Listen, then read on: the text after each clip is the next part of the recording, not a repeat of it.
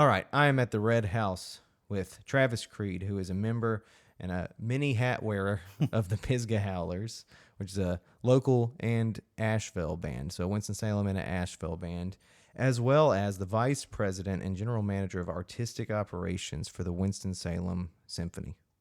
Thank you for joining me at the Red House today. Thanks. Happy to be here on a lovely spring day out in the depths of Forsyth County. It is beautiful outside. It's almost a shame that we can't do this podcast out there in the sun. Next time. Yeah, maybe if I get some wind blockers or something. Yeah, the technical aspects. Yes. So there is a lot here that we can talk about. I have some questions in mind that I want to dig deep on. I want to start with just hearing about what a person who is the vice president and general manager of artistic operations for the Winston-Salem Symphony, what that person is responsible for. It's a long list. I think when I get asked that question, the easiest thing to say is everything except for waving a baton or playing the instrument on the stage. You know, all of the logistics, all putting together the sound and the lights and where all the musicians are supposed to be at what time and what the repertoire is, what we're doing. That's sort of the operations side of it. Big picture stuff I sort of help with programming, thinking long term, where we're trying to go, what we're trying to do. I think probably my niche in the organization is new audience building. You know, I did not come from a classical background, and I've tried to learn over the years how to take other people along the ride that I've taken of coming from other musical genres but falling in love with classical music, strictly by accidents in my case, but hoping to be more purposeful about it as a professional side. Well, that answer is a perfect segue into the next question that might be obvious to come to mind, which is, I'd love to hear how this accident took place. I know from knowing you that you have this original music artistic side to you, and that like we probably have a lot in common as creators. And then I find, maybe like you used to, or I don't know, I find this world of symphonic music just like a lot more mysterious. It's a world that I don't know how to inhabit or sometimes even fully, I think, grasp in order to appreciate properly. So how did you end up in this world? Well, I was living in Raleigh at the time, working at the Performing Arts Center downtown as a audio and lighting person. And I just got hired one day to fill in for the North Carolina Symphony down there. Never been around an orchestra, never seen it. I think I was 25 years old at the time, and I was just paid to be there, honestly. All the other stagehands set everything up, they left, and the music started, and the musician in me just went, what the hell is this? Oh my God, you know. So I went and sat in the dark during the rehearsals and just absorbed it all, and the musician in me just could not believe what I was hearing. There is no other art form, I still say this, my 20th season doing this, no other art form can be fully appreciated than you have to sit in a symphony hall and hear it in the hall, in the space, live, acoustic, to fully grasp the art form. And that's the trick, is getting people to come and absorb it. But I got hooked pretty quick, just was fascinated. It was a whole new world of music. I'm a music eater. I'm always looking for what's new and different, what haven't I heard. A lot of people say they reach a place in life where they just sort of don't look for new music, and for whatever reason, my wiring was never that way. I'm just always looking for new. And like you said, a whole new world. I knew nothing about it. I quickly realized I was in over my head, that these people that I was around and working with had been in this world since they were 5, 6 years old, studying their instrument, getting PhDs in this music, and I knew nothing, a total novice, but I fell in love, and that just started a 20-year journey and still ongoing of learning and trying to get more involved, and anything from the musical stuff to the biography of some of these great composers and what was going on in their life when they wrote this piece. And, how do you get the Soviet government to ban you and lock you up for a protest song that doesn't have any lyrics, from sort of our background, that was a wild sentiment to me. Like, how can you incite riot with no lyrics? Woody Guthrie, that's how you get the people riled up. So just a fascinating new world, and I'm still learning 20 years in. You got me excited just from your description of that. Okay. So why don't you go ahead and illuminate what your relationship with music was, kind of leading up to that point before we dig deeper into that world a bit. Sure, yeah. So I grew up in Surrey County in a family of old time traditional music. Uh, it was there every night on the farm growing up mostly, and I had no interest in it. It's what the old people were doing. I was popping and locking in the barn in the 80s listening to Houdini and stuff, rather than listen to what the old people were doing. And it wasn't until I got to college I really started to appreciate the heritage, the culture, where that music came from, and started playing it myself a little bit, which is sort of a God-given right in my family that you Yeah. should be able to do that. But, it was the 90s, and I got into rock and roll pretty hardcore and started playing rock and roll and just enjoying the journey of finding all these new things. It's one of the exciting things when you're 19 years old and you discover, physical graffiti, a Zeppelin album or something, and I long for the days where I can go back and feel that experience for the first time. So just started exploring the things that the people around me knew, and classical music was not one of those things, so was not on my radar at all. As I started playing and really getting into it, started having dreams and aspirations of a professional musician, perhaps doing something like that. And then I was in an accident, and I had a spinal cord injury, and I lost some of the use of my right hand, and I could not hold a pick or finger pick or do any of the stuff that I'd done before. And so pretty depressed, kind of thought music, as far as playing it, was lost to me for the rest of my life.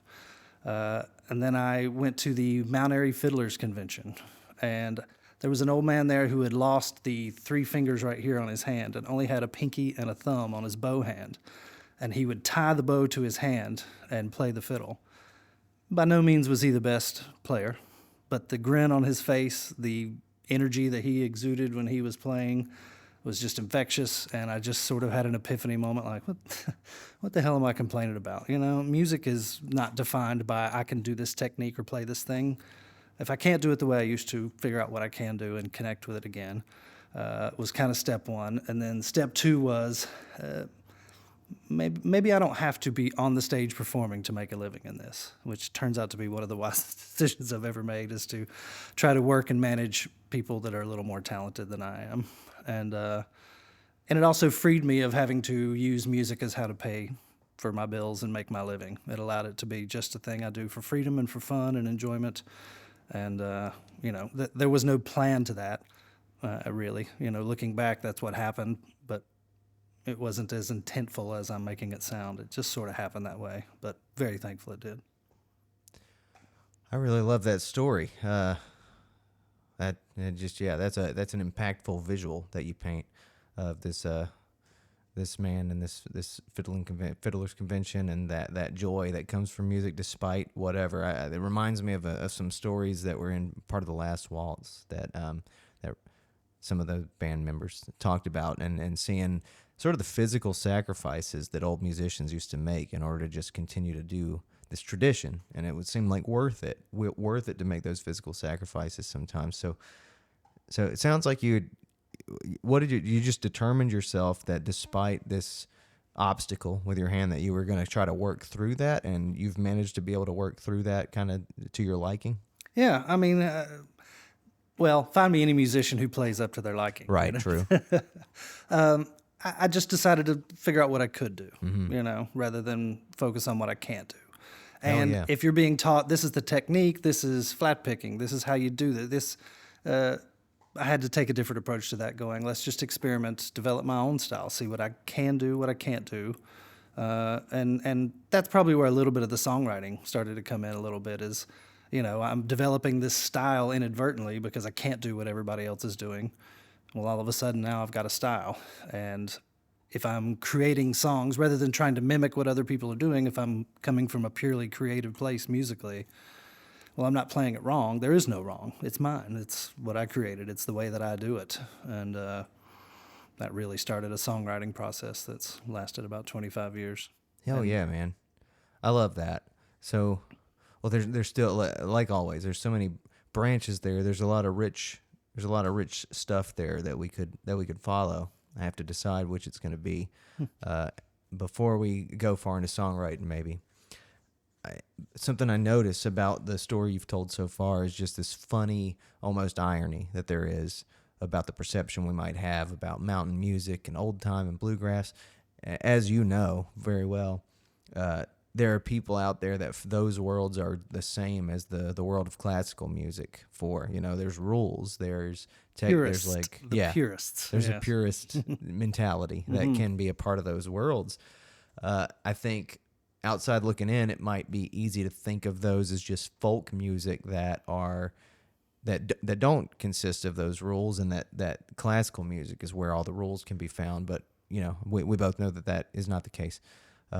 So that's interesting to me. Was that something that you were aware of at the time with your origin with old time and all that? Was it? I'm curious about why you sort of were rejecting it when you first were exposed to it, and did it have anything to do with that? I think the initial rejection was just youth. I don't want to do what the old people are doing. Gotcha. I think later on in life, while I still enjoy playing that style of music, I truth be known, I get bored real easy, and I never like to do the same thing over and over again. It just how I'm wired. I like looking for new. I like to experience something, feel like I've really dug in, and then the next thing coming is what I'm usually turn my attention to. I still love to go back and do those things, but especially as a guitar player, once you hit that 18th minute of the old time jam of playing, A and G, you sort of, can lose interest a little bit. So, so just exploring, wanting to see how far I could push myself. I mean, that was part of the journey once I took on the second round of learning how to play music was how far can I go? What can I do? There's inevitable walls. You find out, that's as far as I can go with this. But then you look for another path. What's okay? Well, then how far can we go down this road before the next barrier hits? Yeah. So that's probably been the biggest thing is just the searching. Just always searching for something new and getting bored real easy. I hear that. It's been a blessing and a curse. Well, okay, so let's go back to this night, this time when you're working as a stagehand for this. What would you say, orchestra or symphony? Yeah, the North Carolina Symphony is the state-supported orchestra, the biggest one in the state. So. Gotcha. So this experience that you have for the first time, like taking this in and absorbing it all, I wonder if you can describe sort of what it is about that you feel like is so important and necessary to experience in person. Well, just the sheer magnitude of that many players together on a stage in an acoustically tuned room, if in an ideal situation, is just a unique experience. You don't usually get 70 to 100 players all together. If you add a choir, even more powerful when that happens. I think probably I had a revelation at some point early on that I came from a style of music that was sort of the working class. Old time and bluegrass and stuff was music that you played when the work was done at the end of the day. I came into classical music realizing that it was a 400 or 500 year tradition of, for lack of a better word, an academic approach. There are people who spent their entire lives studying this, researching it, learning how to, all the counterpoint and all the different styles. They made music into a lifelong academic study and discovered some amazing things that common people here in Stokes and Forsyth and Surrey were just unaware of. They may know it by ear, but they'd never done any sort of academic approach to it. Yeah. And so I realized that there was a class system involved a little bit. The blue collar folks who didn't have the time or the resources to study, they had to put food on the table, take care of their families. And then the upper crust, which is one of those symphony monikers that we are trying to break down, but it's affluence. I have the financial ability to not have to go work in the field and feed my family. I can spend my days studying music and practicing and stuff. It took me a while to realize those are sort of two different approaches to music that I'd never really thought about in those terms. Yeah, that's interesting. I mean, it seems like within the humanities, kind of in a way, it's like, and within academia, there's a lot of like putting words to things. There's a lot of figuring out what stuff is called, and that seems to be a crucial difference with folk music. Is that like you don't always have that. You don't always know. You don't always define every single thing that you're doing, and in fact, that seems to be what seems to make folk music in some way is like that one fiddler is different from another, and that they have their own bowing and they have their own thing. Whereas it seems like, correct me if I'm wrong, but the impression I get from what you're saying is that identifying certain practices, certain bowings, certain sounds, certain musical movements, and giving those names and understanding what's happening with music, like that's a part of the humanities tradition of music, of Western music. Is that kind of the point? Yeah, yeah. They had to figure out how to put a language to it, that everyone could speak. It took me a while. Another realization I made throughout my career is that a classical musician is really, and I don't mean this in an offensive way, not necessarily an artist in the sense that a lot of people think of it as. They're not creating the music that they're having. They're almost more of an artisan. They have had to spend their lives learning every trick in music that the great minds can think of. They have to be a Swiss blade army knife with every tool possible available in the belt to be able to play with the great minds, Beethoven, Wagner, Shostakovich, all these people, whatever they could sit around for a few years in their study and come up with to write these incredible symphonic works. Well, you have to have a staff that can play it. You've got to have musicians that have the ability to pull off whatever you've come up with. Hence, a lifetime of dedication to the academic approach of this, which is, I have to train myself to be able to not only understand what's going on, but be able to perform it, to be able to pull it off, and to do it with all of my colleagues around me. Everybody sort of in sync doing it together.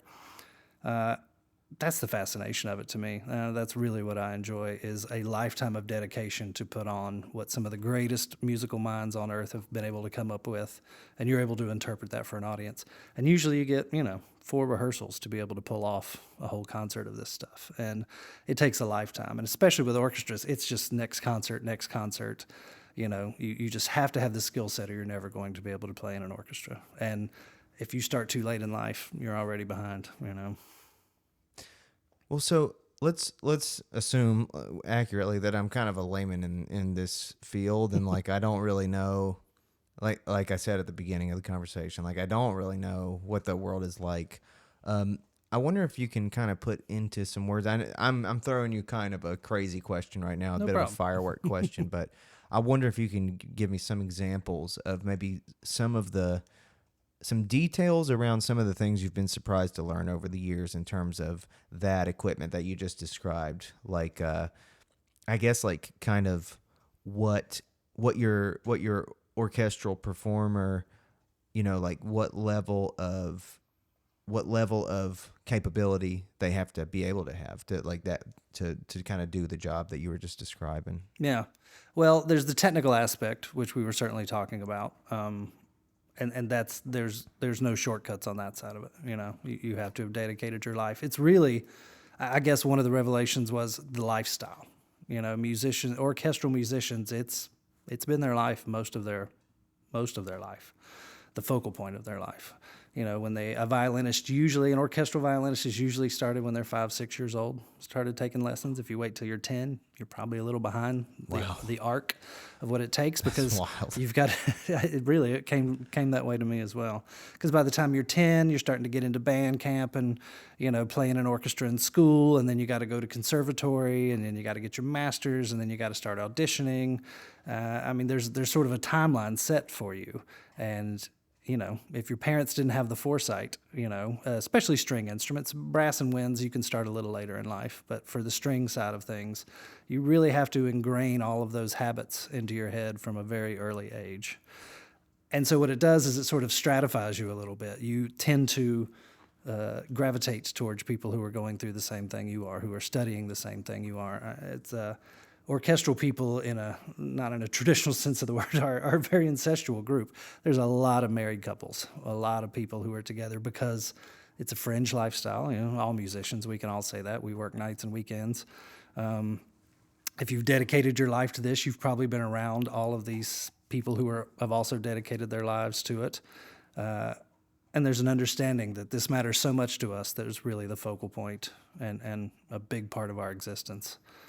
In a way that certainly plenty of other people in different styles of music have, but it's you can still, case in point, kind of half-ass it and still have fun and play music. You can't really do that in an orchestra world. That's what I was just kind of working through in my mind. Yeah. Yeah, it takes a level of professionalism and dedication to be able to do it. And then the best people have all of those skills, and then they're able to do for me, the hardest thing to do with classical music, which is pour the heart and the soul and the things that a lot of the other styles of music is where the origin comes from.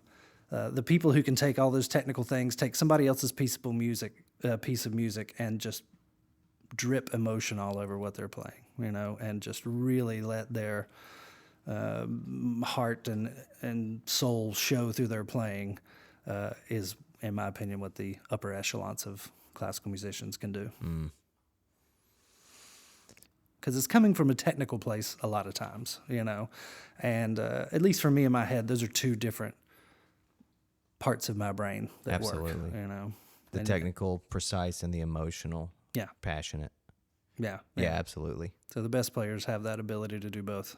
I think that, so I wrote down the word train wreck because I feel as though a lot of times in the folk, independent, or just popular music culture, that's part of the allure, and that's definitely part of the lifestyle. Like the lifestyle is it's a cliche in a way. It's kind of interesting to put these two against each other and look at the difference. Like when I picture your orchestral musician, and when I've seen them, like I mean, it's not an exaggeration when I see them dressed very professionally. Like hair often looks quite professional, and whole presentation looks professional.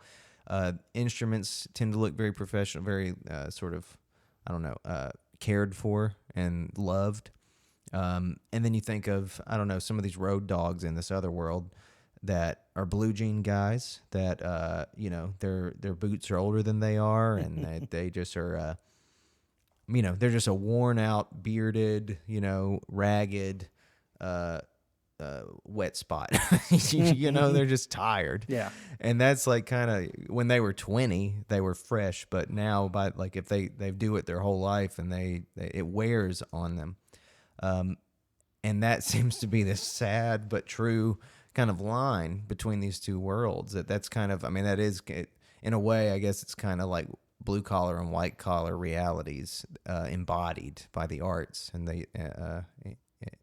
those who embody the arts, I suppose. Yeah, I think the travel aspect probably plays a role in the aging musician on the other side of the classical stuff. There's a lot of folks. We have one person in the Winston-Salem Symphony who just celebrated her 60th year playing in the orchestra. Jesus. Pretty remarkable. We honored her last year. So, if you take care of yourself and you don't have to travel the way a lot of musicians have to, because, for the Winston-Salem Symphony at least, we rarely leave downtown Winston-Salem. So It's a little easier life. You're not quite as road-worn as other genres of music where it's really hard to sit in your own city and make a living. As a musician, you kind of got to travel. But I think there's another thing about that too, which is like, I do believe sometimes that the people who are most road addicted are the ones that, as cliche as it might sound, are the ones that feel the most need to kind of get away. Sure. Feel the need to get away from like their immediate surroundings or their home or their history or whatever. And I think there's something kind of to be said about the ability to be a world-class musician and stay within your hometown and do it professionally. Yeah. It's how some people are wired, Some people just have got the bug to keep moving. When I worked for the North Carolina Symphony, they're the most traveled orchestra in America. Really? Yeah, and they get a partial state funding for their education program, but because it's state provided, they have to go to all 100 counties in the state. So Wow. You'll be hard pressed to find anybody that knows the little nooks and crannies of our state more than I do after 11 years with them on the road and traveling. Great days, really enjoyed it, great memories. I love the state. I love all the little places and small towns I got to see. But there's only so many times you can go to Whiteville, North Carolina, and still be excited about it, So Right. I lost a little taste for that, and really enjoy that I can do pretty much the same thing I'm doing at a smaller organization and not have to hit the road anymore. Because when I travel now, it's just for fun. I prefer it not to be for work if I can help it. All right. So before we get artsy, I got to ask you, what as soon as you said that, I just wanted to know like what some of your favorite nooks and crannies throughout the state of North Carolina are. Well, I'm a mountain guy. Growing up in Surrey County, I had not really explored the eastern part of the state. I just was sort of the flat, sandy part between Raleigh and when you get to the beach. But Yeah. some of the beautiful places down east that I got to visit over time. One of the things the North Carolina Symphony would do to pass the time of having to go to all these places is we would have all the great barbecue restaurants in the state mapped out, and we would incorporate that into all of our trips that we would take. So That's the way to do it. I got to go to all these places in Murfreesboro and Goldsboro and just, these little, you pull up and think this isn't even a restaurant, and you see a C rating on the door, and the guys would be like, this is the spot. All the coastal stuff, I'd really never done all the Outer Banks things. I mean, there's so many perks of being the state orchestra because, gigs were booked, maybe not necessarily in the office, but on the legislature floor when a congressman or legislator would come up, go, it's about time you got to my part of the state, and we need to arrange for you guys to go there. So, I put shows on from the great halls in the state to gymnasiums in elementary schools. The state orchestra is truly the state orchestra. They serve the state, and would have beautiful memories where I would have some 70-year-old teacher or something come up to us and go, I saw this group in 1941 when I was in the 8th grade, and that's what made me want to be a musician and a music teacher. And just realizing how music education, which is a big part of orchestra world, ever increasing, is so important, and how I'm proud that our state orchestra takes the time and goes to every part of our state. Yeah, that's awesome to hear and learn. I didn't even know that. Yeah. Okay, I'm going to ask a question. Okay, one time I heard this sort of observation about the Berlin Wall, about when the Berlin Wall came down, and I believe the story was about sort of I believe that I don't know who it was, but there was I believe an orchestra playing like Beethoven's Fifth maybe or something like that. Some kind of sort of triumphant explosion to celebrate this moment, this like impactful, important moment in history. Mm-hmm. And I love the story, though I don't fully. I wasn't there. I didn't see it, and I've never heard a symphony. So I'm wondering if you can I'm wondering if you can illuminate it a little bit and sort of talk about, how it is that these pieces of music have survived this amount of time, and how we know, why or either how we know or why we do understand them as a part of our experiences of triumph or important moments in our culture. Well, I really think it's probably the easiest answer to that is artistic muse, the same as every other genre of music where there's a creator involved. These composers were moved by something, something had happened in their life. I mean, that's been part of the joy of this is me connecting with a piece of music and then studying what was going on in that author's life, the composer's life at the time. Every piece of music has a story behind it, and some of the great pieces of music, you're probably speaking of Ode to Joy would be, I'm guessing, is the Probably the Beethoven, Maybe. and that's a moment. I mean, he's capturing an emotion in that, and it's a shared emotion all humanity has. I mean, that's what music is, in my opinion, the best of all art forms at doing, is capturing those shared emotions. And I don't think it's genre specific. I think every genre has great triumphant moments of capturing those moments. And I mean, I know on the very opposite side of that scale, when the dark times come, music is the salve for me. And I listen to old blues stuff just as much as I do Chopin nocturnes and things like that. They have the exact same effect on me. Really? Yeah. I've said that for a couple years that I'll listen to Slipknot and I'll listen to Celtic music, and they have the same I can freak out while listening to fiddle music in the same way that I would if it was metal. And I've had friends that were absolutely perplexed by that, but there is something, that it just rattles in me. that is the same. Yeah. At some point in my musical journey, I realized, boy, it's all these definitions, all these, you know, titles and things we put on. It's all music, you Yeah. know. It's you know, it's human constructs around it, but it's all still beautiful vibrations working together. You know, music is itself. Humans can define it and put it in all these different little boxes, but it's all still music. It all still touches the human soul. Absolutely. I personally find, as a creator, I find the boxes not helpful in any way.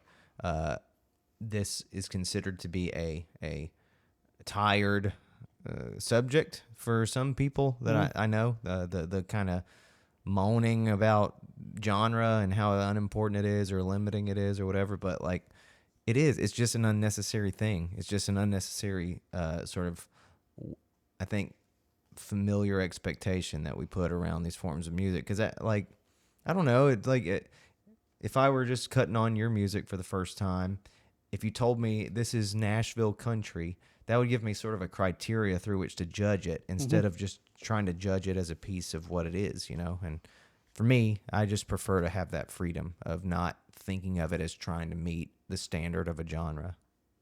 I agree. And, you know, honestly, classical music has probably suffered the most from that of all the art forms. Yeah. Not unjustly, you know, not unjustly. The preconceived notions that are around classical music are real. They have been put there through time. You know, it was for hundreds of years only for a certain class, you know, and it required a certain level of income. And it was a place where the wealthy could sort of commiserate and enjoy, and it was for them. And those days are changing quickly. And that's a big part of my job and a big passion of mine is to help tear down those walls. You know, I want people who have never even had any interest in classical music to experience it at least once, you know, to at least one time give it a shot. We have at the Winston-Salem Symphony a series called Symphony Unbound that I'm the curator and producer of. And it is small things that we intentionally go and take it to places outside of the concert hall. The days of us waiting for, you know, 20-somethings, 30-somethings to pay $50, get dressed up, and come to the concert hall to see Tchaikovsky are just not really working, you know, and we're trying to come up with new ways. So we take it to them in Symphony Unbound in different genres, and we usually pair it with an artist or an act that they already have an interest in. And then I find that when I approach these artists and acts, they've always wanted to, you know, have an orchestra behind them or have some sort of symphonic element. They just have no idea how to go about getting that done. And that's a place where I can help bridge that gap. So Symphony Unbound has had, at the time they were called Mandolin Orange, now Watch House. Yep. I've had His Golden Messenger, Hank Petty and the Current, a bluegrass band out of Raleigh. You know, just these two things that in those boxes that we were talking about are not supposed to go together. And it's a beautiful moment when you can tear that wall down and an audience goes, wow, that wasn't supposed to work, but it worked really well.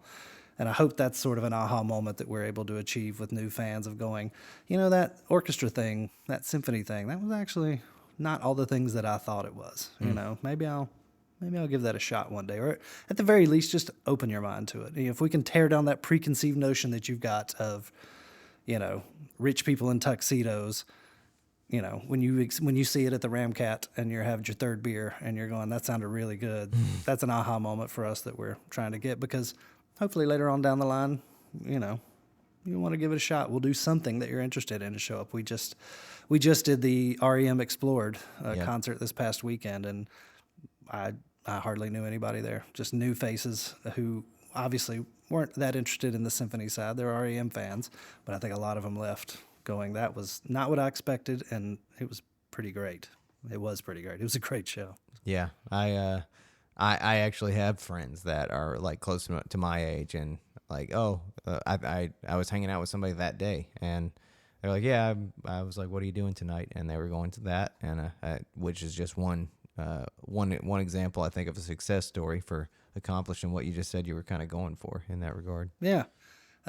it took me a while to realize orchestras can do so many different genres. If we're going to keep using the word genre, they can do so many different things. They have flexibility in a way that just very few other musical acts have. I mean, there's 70 plus core musicians, but then you can start adding all these other sort of tonal colors of bass clarinets, and you can still put a trap kit and an electric bass in the middle of it and have a rhythm section, and you can just do so many things with an orchestra.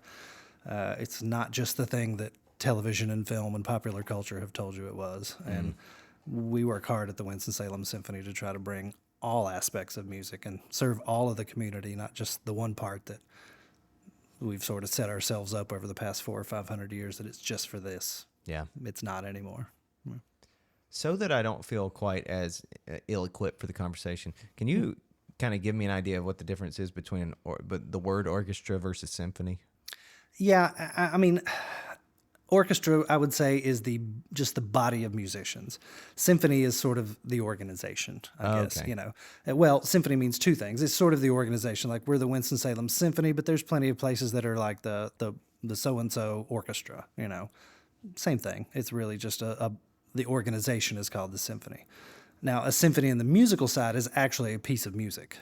Usually it's traditionally, in the second half, it's usually very, between 30, 45 minutes long, usually big, meaty things. And those are a lot of the famous ones that you've probably heard of, So it's symphony means two different things, but orchestra and symphony are pretty much the same thing. Okay. All right. So one curiosity that was ping-ponging around there in my head for a second. I wondered, when you started getting introduced to these composers from over the years, from this tradition, who did you find yourself connecting with on an artistic level? Well, that very first day that I spoke about was, it's still to this day my favorite. Obviously, it had a pretty profound effect on me that day, but it was Shostakovich's first cello concerto. I heard something in that I just knew, and I didn't know how I knew it. And it was just so dark and interesting. This had tonal colors that I just was not familiar with. It just struck a chord, and I kept hearing it and listening to it, and I realized, it sounds silly, but I hear Beetlejuice.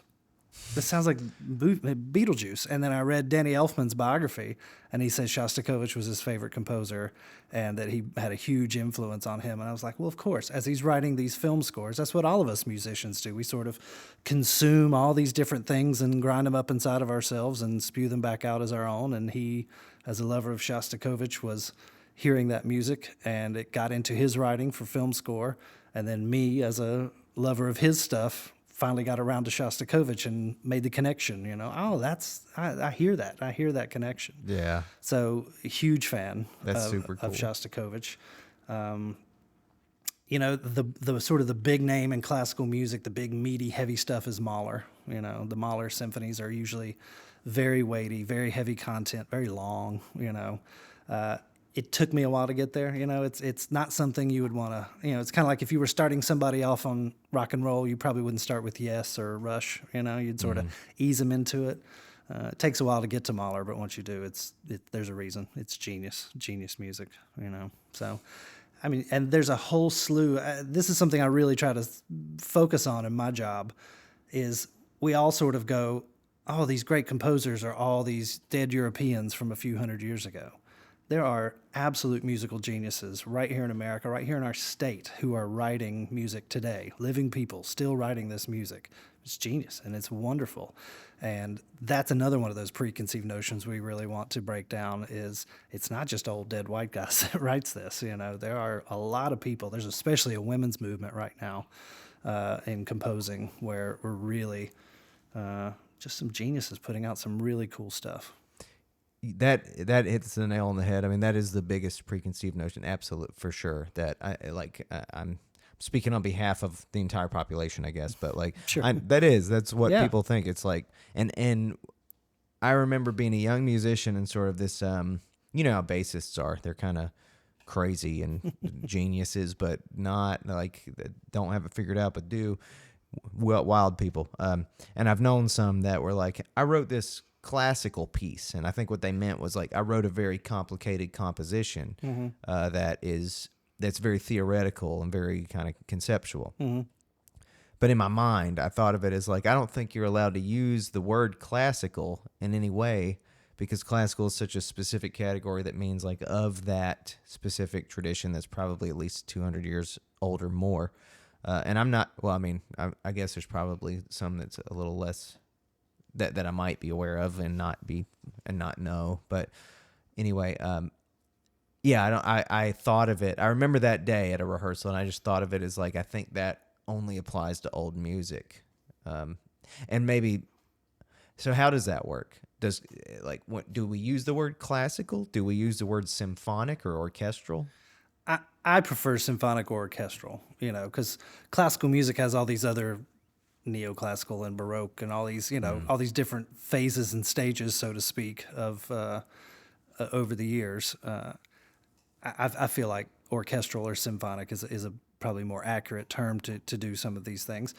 But to say that means that you're actually playing, an orchestra is playing it, But there's so many different ways to play music. You can do classical tinged or orchestral-led type of thing with a rock band type of thing. We just had a concerto for rock band and orchestra, it's that's another one of those predefined walls that we've put up, A bass player can absolutely, in fact, next year, we've got Edgar Meyer coming to play a double bass concerto with us, Wow. And that's not something you see a whole lot, but super excited about that. Not something you see all that day. He's playing a piece that he wrote himself, so we've got a living composer that's playing that.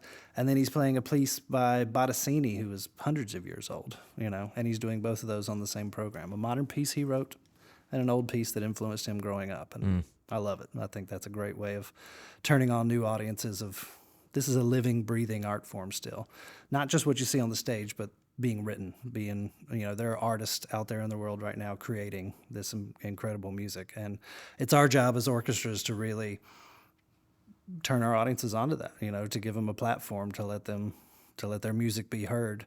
It's real easy to sort of to lean back on the classics, to the standard repertoire type of thing, the war horses that everybody loves. But for the art form to continue forward and to have new audiences, you have to start programming and putting a lot of these new composers on the works. And I'm a big champion, and I know everybody at work is always sick of hearing me say that too. We need some living people, we need some modern people, we need some women, we need some people of color, we need to represent what the art form is now in today's world. Well, I'm going to ask you a question that I hope doesn't feel as though I'm this isn't meant to be a challenging question at all, but it kind of is one Sure. to some degree. In a way, when we deal with successful musicians, we're also dealing with the reality that there's still kind of there's a class disparity because like popular musicians tend to be successful. Popular musicians tend to be making money at this craft, and then we've got this, and you and I are a part of the local community that are original artists that might not be able to have opportunities like this. And I wonder if you've, being in the position you're in, being a passionate, independent artist, in addition to this role that you're playing and doing a good job at, it sounds like, I wonder if have you thought at all about how this world can bump up against the local music economy at all? Sure, absolutely. Yeah. What do you think that looks like? Well, I think our Symphony Unbound series touches on that a little bit, because we are trying to work with some local people, but also on the orchestra side of things. I guess let me step back and say, I feel like there are some of the great orchestras in the world, the New York, the LA, Chicago's, Cleveland's, they're a different thing than what we are. They have these huge endowments, they have this huge audience base, and they do, every weekend they have concerts. It opens them up to doing a lot of different things, but it's not really community-based. I feel like organizations the size of the Winston-Salem Symphony are a community orchestra. They're professional, but it's a community orchestra. It's here to serve the community. One of my favorite things is seeing local musicians on the stage with the orchestra. Winston's got a ton of folks. I mean, Martha Bassett's performed with us. Jody Burns is one of our favorite sopranos coming out and doing those types of things. We love featuring local artists, and we feel like we can do both at our size. We can bring in these great world-class artists and ship them in and have them show us what they got. They just did it in Carnegie Hall last night, and then we can have a local musician the very next week performing with their community orchestra. And I think that's an important role of what we're doing. So I want to uplift other musicians of different genres in Winston-Salem. It's not a competitive thing at all. We all can do this together. And there's a intimidation from a lot of people who don't play classical music. You know, if you're coming from another genre, I've had the privilege of performing with an orchestra 6 times, and they were the most terrifying gigs of my entire life. I would imagine. Because there's some preconceived notion that they read music in a way that most of us don't. You know, they approach music in an academic way that most of us don't. And it's intimidating to a lot of musicians to play with an orchestra. I remember Andrew Marlin from then Mandolin Orange saying on stage, "I've never been this scared on stage in my life." But it's because he was playing from memory and everybody else was reading along with him on a piece of paper. And if he messed up, if he strayed away, if he got a lyric mixed up or he went to it, his band is used to just following. Exactly. Well, the orchestra gets in a pinch if you deviate from what's been written out. Yeah. And indeed, he did do that in this Did he? that one. And everybody covered it beautiful, you know, because these things happen. Every genre of music has those uh-oh moments of, oh no, you know. But we've gotten pretty good with Symphony Unbound and learning how to avoid those things. And there has to be a little bit of translation, you know, and that's where like a good arranger is what we really like to have. Somebody who can speak both languages, so to speak. They can, like one of my favorite arrangers here is Patty Hopkins Kinlaw from Hank, Patty and the Current. She plays at the Myrtle Beach Symphony, so she's an orchestra player, but she's also, in my opinion, the best bluegrass fiddler in these parts. And she is bilingual, so to speak, when I say to her. I can bring her in to arrange stuff, and, you know, the orchestra will ask some question and throw a bunch of Italian words at, you know, a singer-songwriter with a guitar, and Patty will just smile and turn and go, "They say, just play it slower at the second bar here." Okay. You know, somebody's got to be able to speak those two musical languages, and that's a thing that a lot of non-classical musicians miss, you know, including myself. You know, Yeah. I don't think about music that way, and we want to be an orchestra that is welcoming in that way. You know, it is intimidating, but it doesn't have to be, and I try to make it real hard to go, it's okay that you don't speak all those Italian terms, you know. We'll get you there. To be honest, my heart rate, I can tell, is still up from that story about the Mandolin Orange crew. Like I started to imagine that because I know what that's like. Like I've played in many bands that were 3 or 4 piece bands, and being able to, like, because often in those moments you can kind of communicate to 3 or 4 people pretty easily and stop whatever the train is like about to hit. You know, you can kind of grab it real quick. But you're talking about like 70 people that are following a line. Yeah, that is I'm noticing that my body is still just kind of like imagining that the anxiety that would bring with it. And it sounds like a whole different world. Yeah, most of us that play the similar style of music have a freedom of, you know, if we mess up, we've gotten pretty good at hiding it, you know, or if we've played with an ensemble or other musicians long enough.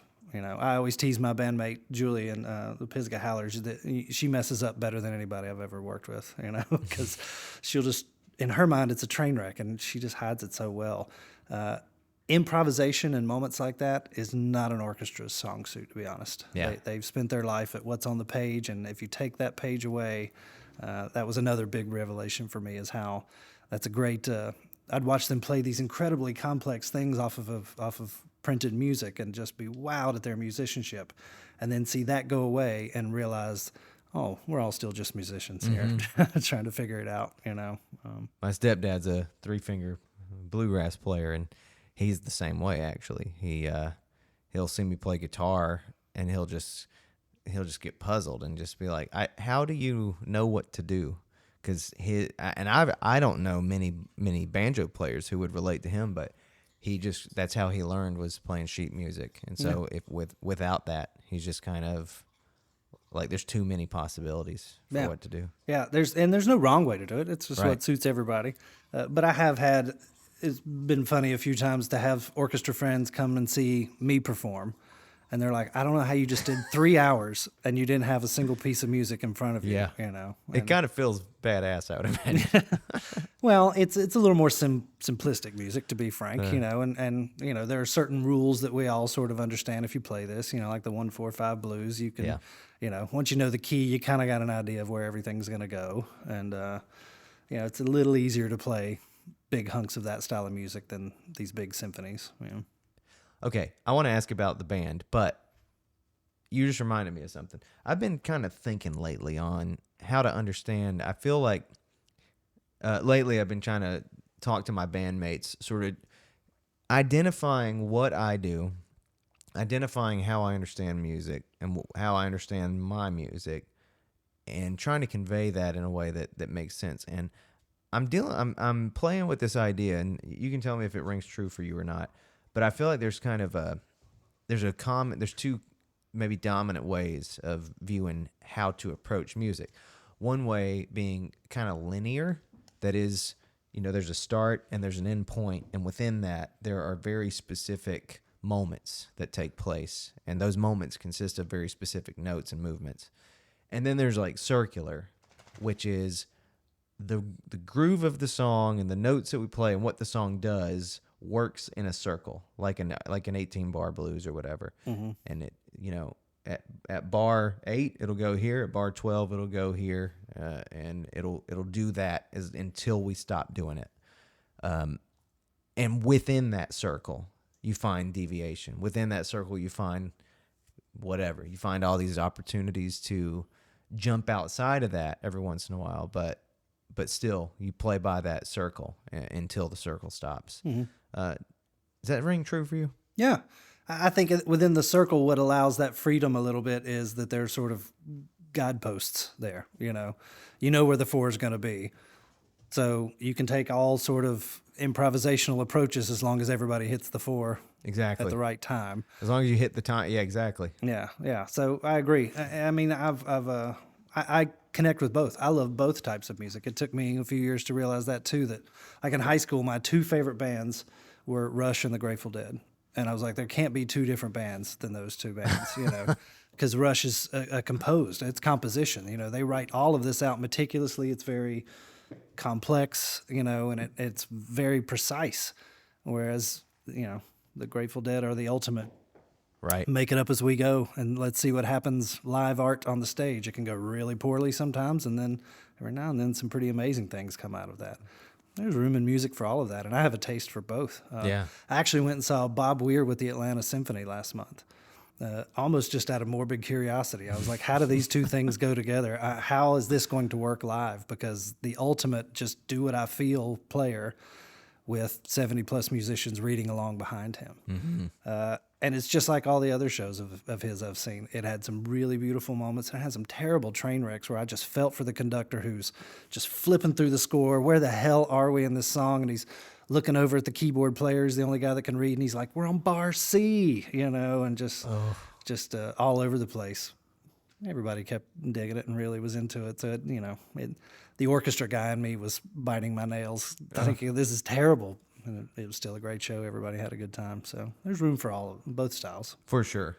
So speaking of being bilingual, let's learn a bit about your band, about the Pisgah Howlers.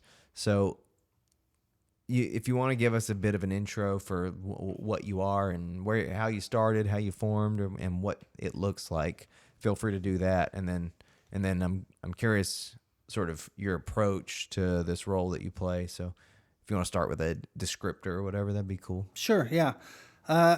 Maybe the way to set it up is how I got to this project. First, I have a job that means I can't really be in a full-time band like I used to be when I was younger. You know, I just miss too many gigs. I booked too many dates. I disappoint way too many people, you know.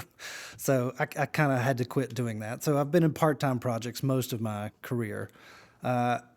And they were projects. That's really how I thought about it. This is a musical project. These are people that I like and get along with, you know, but they are musical relationships that we are all kind of working on a project with. And it was fun, but it can become a chore at times. And, you know, as all projects, they ebb and flow. They come and go. Julie and I were new friends. You know, it's hard in your 40s to make new friends, but we had a mutual person introduce us, going, you guys should hang out. And she plays mandolin. She's a great musician. You guys got a lot of stuff in it. And we started it. And I know this sounds crazy. This happens a lot in your 20s, but not so much in your 40s, where you're just friends who start playing music together. There was no intent of a project. We just started playing around campfires and parties and stuff just for fun. And it just felt good, just felt easy. It wasn't work. It was just fun, you know, and there was no, ooh, we got to cram for this set because we, you know, or get this set down pat because we got a big gig playing. We were just making music for fun and had a very intuitive feel. And people liked it and kept encouraging us to do it. And then somebody asked us to play a party, and it went well. And it just sort of happened in an organic way that truthfully really happens when you're young, you know, when you're playing with your buddies in your mom's garage or something. And I haven't experienced that musically since those earliest days, just playing with buddies, you know. And so it's really just a friendship that evolved into a musical project slowly. But and we still have, you know, if we don't have any gigs coming up, it's no big deal. Let's get together, let's record, let's write, let's be creative. We try to free ourselves from all the bonds of being in a band that can be. I mean, we love playing out, we love doing that stuff, but we both laugh. We have just as much fun on her back porch, you know, up in the mountains, as we do on a stage in front of anyone else. I think that's how it kind of ought to be. You know, there's a lot of pressure these days, and especially these days. In fact, I think this is one of the questions I was going to ask you. Maybe I better make a note of it. Yeah. These days, with the kind of access people have to what is supposed to be a career in music, at least what is perceived to be a career in music, or thought of as a career in music, it's not so much the joy and passion of a lifelong pursuit of a craft sometimes, as much as it is like, let's try to get to 50,000 Instagram followers, and let's try to get to, you know, 100+ shows a year or whatever.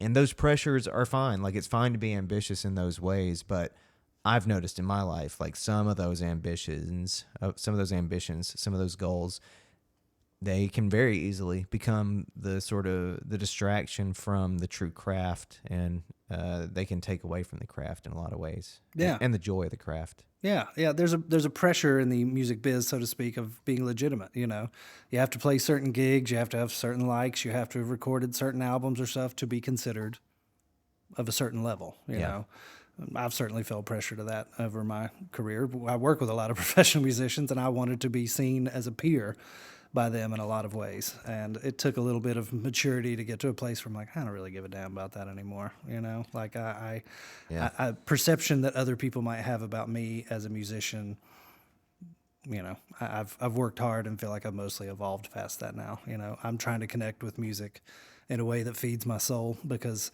I don't have to make a living at it anymore, you know, and you know, any sort of spiritual religious feeling comes from the purity of just making music and being lost in that moment, rather than I'm trying to build a career or I get to play at the Ryman one day or something like that. You know, that's and I don't blame anybody who does that. I mean, it's a great thing to do, and it feeds a lot of people's souls doing that. You know, reaching those goals. But for me and my weird job in the music industry, this little corner of it that I've occupy, I want playing music to be all about just joy, you know, and fun. And if it's not fun, I don't want to do it, you know. I mean, I'm sure you've heard the saying, you know, every bands are like a human being. Everyone's got an asshole, you know. This is sort of the first project I've been in.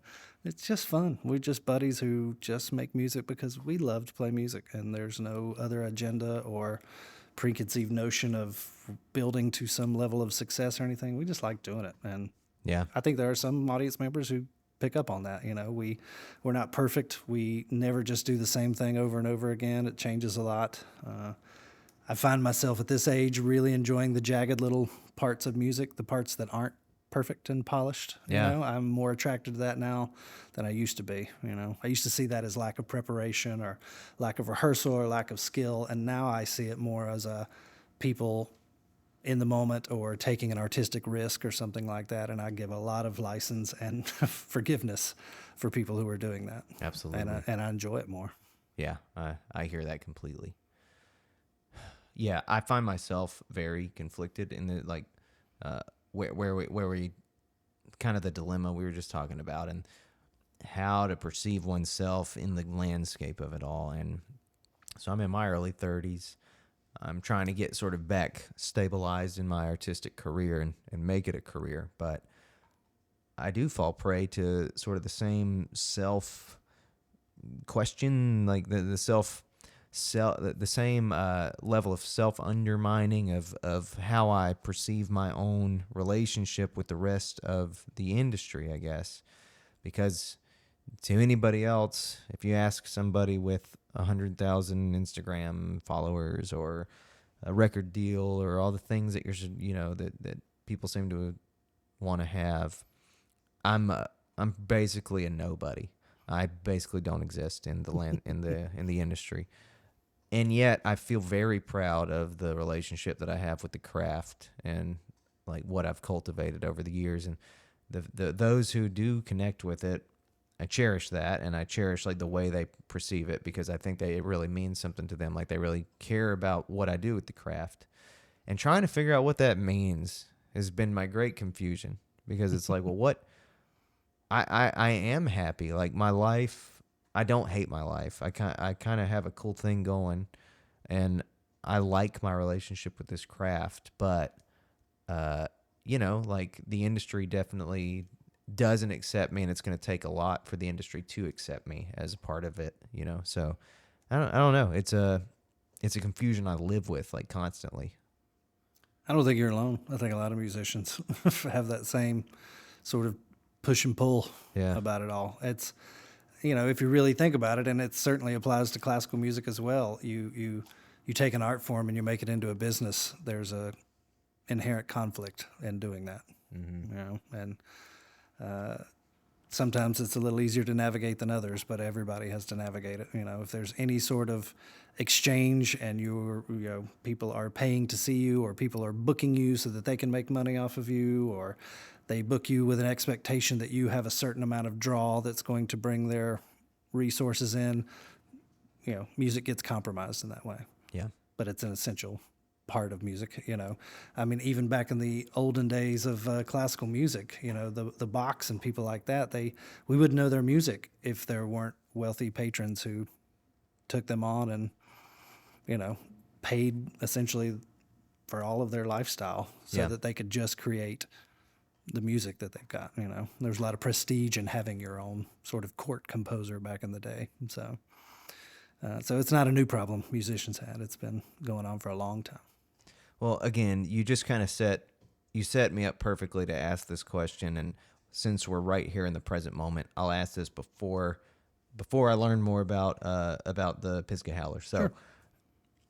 What I was going to ask you earlier was, you probably have an interesting perspective at this point, having this exposure to this world, about the impact of the accessibility of music, and like it's interesting to think about the fact that we have Beethoven or Mozart or whatever products of lifestyles where a select few people were privileged enough to like have the freedom, the intellectual creative freedom, The time. and the time the time free of labor to explore these things and to have instruments and to like the type of instruments and to have access to other musicians and all this stuff that goes into it.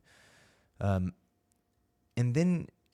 we compare it to today where, instruments are very cheap and recording equipment is very cheap and affordable, and music is very different. Music is a simple art form at this stage. Like maybe that's debatable, but I think it's kind of factual that music, in terms of, I bet there's studies on this. Like if we look at how many types of movements there are in a piece of popular music now compared to these musics that have lasted the length of time that they have, the types of movements that take place, and even I think the vocabulary and the types of whatever the scenarios that popular music uses compared to maybe what it has done over the epochs.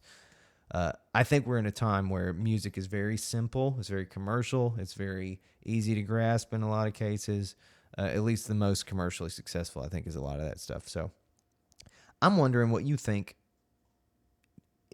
How do we kind of summarize whether or not how do we understand the accessibility factor as to whether it is something that improves music or like potentially, you know what I'm saying, potentially simplifies music by commodifying it? Well, I would say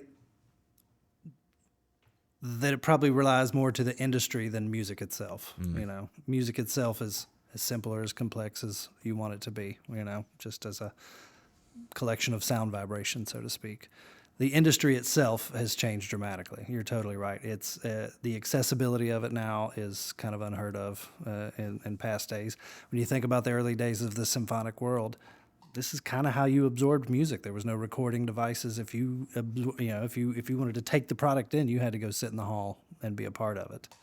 Now any jabroni with a phone can make music at this point. Yeah. So one sense you could look at it is it's diluted it a little bit, you know, and the other sense is that it's broadened it in a way, because you never know when that little iPhone recording of somebody influences somebody else. Somebody hears it, somebody's influenced by it, and they create actually something special just because they had that moment with it. I hope it's that way, you know, but I also realize the consumption of music is one of the most subjective things a human being ever experiences. You know, one thing that is genius and just makes your hair stand on end is total crap to somebody else, you know. True. And Yeah. I related when you were talking about, you know, so much of the popular music today that's been simplified. I try not to be an old fuddy-duddy, but sometimes I do kind of go, I don't hear the music in this. Yep. You know, a computer created a beat and somebody is speaking rhythmically over it. And that's just not a music I connect with, you know. But I say this all the time. I say it to my punk rock daughter and everybody going, don't hate music. Music's not a thing to hate. Yeah. It can be not your thing. But there's so many other things, you know, in this world that's wrong. Never a style of music you don't like. That's not worth your hate or your vitriol. I do agree with that. It's just not your bag, you know. But people are still trying to be creative, and even though it doesn't connect with you, somebody out in a beautiful field like you've got out in your front yard is listening to it and feeling the spring sunshine and really digging it, and it's creating positive emotions in them, and there's value in that. You are right. And while I agree with there's no need to be that deeply bothered by such things. It's not like I'm not victim to it sometimes. And, Sure, same. When I see when I see just like certain things, especially when I get the impression that like there's more people out there that are, I don't know, I guess just care, like this sounds a little snooty, I guess, but like kind of, I don't know, just simply chasing, just trying to chase the fame or the bucks, you know, trying to chase the fame or the money, and maybe what I consider like disconnected from the craft. I'm always alert to that. I'm always trying to like ask myself, is this person giving me something artistically rich, or is it just kind of vapid, you know, pursuing fame? Because I feel like that's the big problem now. It's like, it's really hard to tell the difference between somebody who just is trying to manipulate all these social media platforms in order to cultivate a large audience versus somebody who's really emotionally devoted to this craft that at least I try to consider myself devoted to, but that's where it gets snooty, because like my devotion to it is not superior to anybody else's devotion to their method for, you know, using a large fan base to explore that craft. Yeah, I totally get that. It's people who have devoted themselves to the craft and done the work and you know, really invested themselves in it. You know, you can watch. You don't have to actually have any musical ability to be a famous musician these days. Yeah. You can be good looking and have the right producer who can fix all the things, you Yep. know, with Pro Tools, and actually have no music ability whatsoever and be a huge rock star, you know. It's true. And that's pretty far away from people who have devoted themselves to the craft and care enough to spend that time in your bedroom with your guitar, with your instrument, practicing and learning, Yeah. to watch somebody become a millionaire with absolutely no ability whatsoever. Yeah, it can rub you the wrong way for sure. I saw a meme floating around recently that was like, it was like Milli Vanilli looking at all the people that get rich off of TikTok now for lip syncing, Oh, yeah. and how they were just like, like, We're the OGs of that. Yeah. what? Why couldn't we do? Yeah. Yeah, it wasn't allowed back then. Now it's the norm. Yeah. All right, man. So please tell me about what I'm curious about is how do you what are some of the defining attributes of Pisgah Howlers for you artistically that you love about it, that gives you an outlet to kind of express your art in a certain way? Well, I think originally when Julie and I started playing together in Pisgah Howlers, just for fun, I was running away from a very structured project, you know, which I had a lot of fun with. We played at Merle Fest, you know, we did some great stuff, and even had a couple classical musicians who were in it. And it was a little, at times, pressure filled, you know. It was, without having the sheet music in front of you, it was still, this is regimented. If we stray off of this, things are going to start to get a little wobbly, you know. So I felt a pressure with that. Singing exact 3-part harmonies was sometimes a challenge for a pretty twangy singer like myself. So I just sort of had a big face full of that, you know, and I was looking for very loose, very fun, very easy. And it was that way with Julie. And it started with just songs that we both would know, you know, traditional songs, some Grateful Dead songs, some, you know, just where our sort of Venn diagram overlapped each other of songs we both knew. It just started as simple with that. No big plan, no master set listy thing. Let's just play music. Do you know this song? Do you know that? Hey, that went well. And it just started with that as simple, but we both get bored quick. She's got a similar thing to me. And that's when we really started working on original material. And it sounds like you're in the same boat. That's the most satisfying thing for me. Is it the most satisfying thing for the audience? A lot of times they want to hear the stuff they know. And, you know, we'll always throw some of that in there.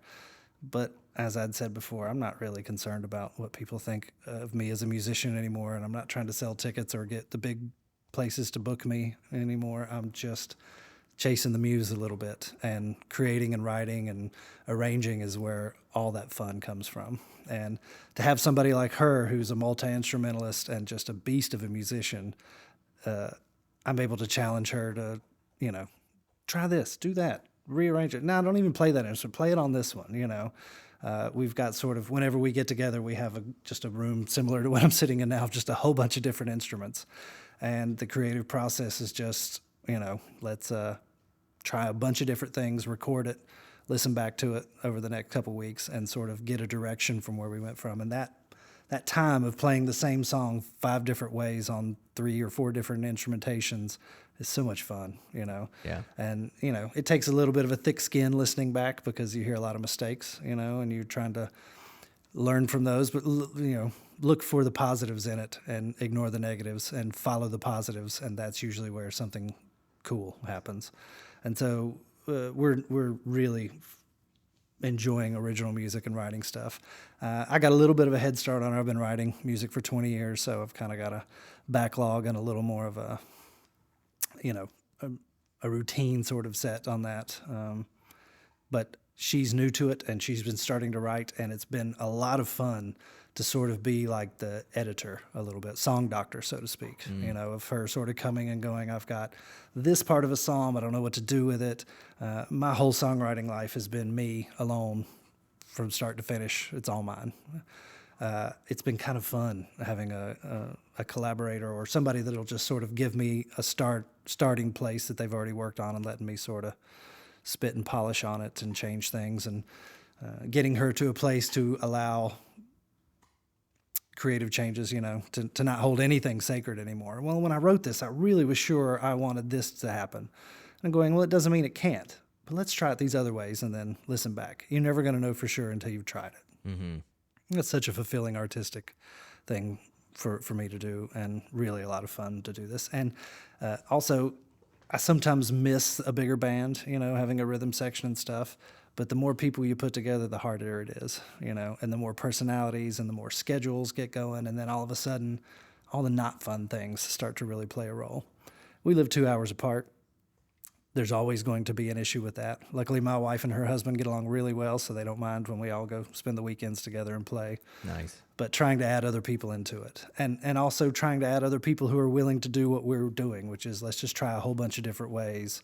Let's not take the easiest path forward. Let's arrange this thing. Let's, what if this song that's in the same key just sort of we did a meld into the next one and just sort of go with it. There's a freedom that gets built with just two people. And I've never really been in a duet. I've always been in bands. And there's a part of it that's exposed, that can be a little intimidating because you don't have as many people covering for you. But there's a freedom as we've grown together of, just a looseness that doesn't sound loose, if that makes a sense. I've never been in a project where I feel less pressure or fear going on stage or anything like that. It's just as simple and easy as I've ever been in, and that's just been really enjoyable. Well, I'm glad to hear that both of you are getting to do some writing. So, given your experience, your long relationship with writing, I guess, what would you describe as some of the I've heard a little bit of what you do. I'm not totally blind to it, but I'm just curious in your own mind and your own words, what you think some of the traits that you enjoy about writing might include, what you like to explore as a writer, what catches your fantasy, what catches your imagination as a writer, anything that you can tell me about what creativity and what inspiration looks like for you. Great question. Several answers too, I guess. I think one thing that pops out that was no intent, but having somebody learning your songs points out to is that I hate cliche, both musical and especially lyrical. I have no songs about trains or rivers or going home to the cabin on the hill or any of that. I just, that's well-trodden ground that I stay away from. I had as a writer an epiphany early on where I have a very happy life, married 25 years to my best friend, great job, great life, great family. I don't have a lot of the angst that a lot of the great writers have. I'm happy. And so I kind of went, well, writing about my life is really damn boring. And I just sort of came to the realization a third-person narrative is the way for me to write. It frees me up in a way to tell stories that don't have anything to do with me. And I will see any little thing, that just pops up can be the genesis of a song now, because it doesn't have anything to do with me. It's somebody. Well, I'll give you an example of a newer one that I've been working on. I went to a wedding, and I knew that the bride had a coworker who was at the wedding. These is not people I work with, but had a coworker who was there at the wedding who was absolutely in love with her and had been forever. And he just looked so dejected, and I thought he was going to cry at anything, just sitting on the back pew of the church watching her get married. And I went, sitting on the back pew watching her get married. Pulled out my phone real quick and just wrote down. My wife's like, stop it. I'm like, just hold on. I can't lose this moment. That's a great place for a song, from that person's point of view, I'm right there with you. Yeah. So I really learned to do that. To Julie's joy or detriment, I won't say, but I had a phase, and I still enjoy writing for women, writing for a female point of view. Writing a vocal melody that I myself cannot sing. That was another moment that I had of going, I'm a very sort of rootsy singer. And especially working in the symphonic world, I think a lot of that music gets into my head, and I would hear a vocal melody to a song that I actually couldn't sing myself. So when I would have a strong female around, it just sort of opened up doors that I wouldn't have for myself. So I've got 15 or 20 songs that if you asked me to play for you right now, I wouldn't be able to sing it, because it's just beyond my vocal capabilities. But having an instrument like that at your, accessible to, that is willing to work with you and to perform your music in a way that you couldn't do it yourself. I got pretty addicted to that for a while as well. And then all these challenges. What if I had a phase where I wrote all history songs about historical events in a unique way, and just keep myself from getting bored. Once again, that's probably the underlying theme of my whole musical life, is just keep myself from getting bored and present new challenges and try new things. So I like the sound of all that. I mean, I have, I definitely have common ground with you there. What the example you just gave is something I really relate to. Like I recently I worked at the Aperture prom. Aperture did a prom this year as their kind of gala fundraiser oh thing. yeah, I think I saw that. Yeah. It was kind of fun, and I was a videographer there, and I noticed like toward the end of the night, just I don't know, this feeling that I had of like, wow, there's all these like married couples here of all ages. There's younger ones, there's older ones, there's like much older ones that are just all kind of sort of in love, but there's like all this interesting history involved. And anyway, it spurred this song that is sort of about, sort of from the perspective of a guy that's like, he's like annoyed that he's older. He's annoyed that his body is different and that his body feels different, and reminiscing on sort of just like, man, I hope people will remember this. Like, I hope my friends remember this. I hope that I remember this. I hope that my wife like kind of remembers me more as me being just like her dream man when I was 22 instead of this guy who like has the limit how many pieces of cake he eats past 9 o'clock or whatever. That kind of feeling, Yeah. and I love that kind of stuff because like people think of that, I guess, as non-biographical, and it's not. It's obviously not biographical, but it's still just the emotional aspect is biographical. Like that's a part of my life, is being aware of being aware of my own age, and that's being aware of my own age and relationships and mortality, and the thought that I hope I'm remembered more for my spunky 20s. But also like that's the artistic stuff. That's like where the exciting challenge is to tell a story that I relate to, but in a way that kind of, that lots of people relate to. And it sounds like that wedding story that fits that same, like, that's the same exact sort of way of observing an emotion in a situation. Yeah. I try to put myself in their point of view, which is, one, allows some artistic license. You are no longer bound by the truth or by actual facts or historical happenings. You can just make it whatever you want to be. But it all gets filtered through a shared human experience type of thing. I think most people at some point have watched somebody slip away that if you weren't in love at their wedding, that's one thing, but just somebody you wondered what it would be like, and you see them take another path, or you took another path. Most humans can relate to that, Yeah. Or if you just even break it down, just the heartbreak, everybody's had that feeling for sure, It's just sort of framed in a specific moment that I witnessed, but try to keep it in mind of everything. And yeah, it's fun. I mean, in the long run, I'm really just entertaining myself. Well, so do you see a relationship with the Pisgah Howlers and kind of what y'all do with your this origin of your music that you had at one point kind of rejected? Again, I'm asking this with some information. Like, I've seen what you sound like. I wonder if that's if you see a line from one to the other. Yeah, there's no way, and I've come to realize this over the years as well, there's no way to grow up around that music and it not seep into every cell of my being. It's just in there, When I found my true voice as a singer, when I couldn't play like I used to, it came out just real Southern and twangy, It's just what was in my head. It just had seeped in. So I think there's always going to be a part of that in any music that I play, or certainly anything that I write, With that said, my absolute rejection of it's supposed to be this, it's supposed to sound this way, that ain't old time if it's this way. That's the quickest way to get me to run in the other direction. Yeah. So if you broke it down and by like a purist who listened to our music, there would be no connection whatsoever. Maybe some thematic lyrical content. But musically speaking, none of the rules that you're supposed to follow I have any interest in following. Yeah. That doesn't mean that sometimes it doesn't. We don't do that. That it comes out. We play some traditional old time stuff just because we love the songs, but we don't play it in any way. If we went to a fiddlers convention and played the same songs that they're all playing, they would all be like, "What the hell is that?"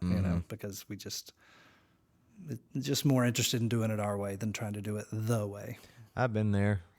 I've been scolded at those old time parties. Yeah. What can you do? Yeah, and please don't take it that I have anything against the old time and the purist. I love it for what it is. It's a big part of who I am, a big part of my childhood. I still love being around it. It has an entrancing thing to me, a nostalgic thing that happens to me. So I still have a deep love of it. I'll still put on WPAQ, listen to the merry-go-round on Saturday mornings just because it reminds me of my childhood.